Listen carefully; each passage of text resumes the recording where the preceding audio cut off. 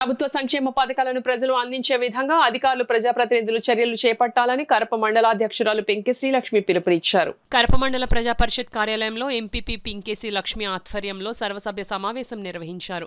ఈ కార్యక్రమానికి మండల స్థాయి అధికారులు తమ యొక్క పురోగతిని ఎంపీటీసీలు సర్పంచులకు వివరించారు.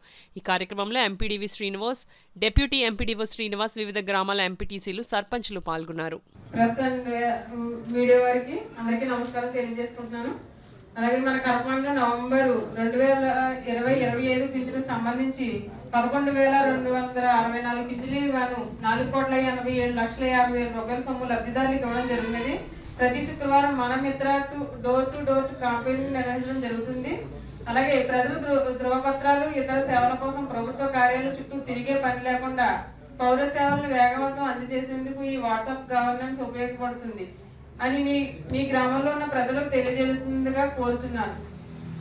కౌశల్యం కార్యక్రమంలో ఇంట్లోనే ఉంటూ ఉద్యోగం చేసుకునేలా కార్యాచరణ రూపొందించడం జరిగినది. 10 inter, degree, PG, B Tech, diploma, ITI వంటి కోర్సులు చేసిన అభ్యర్థులను అర్హులుగా ప్రకటించింది.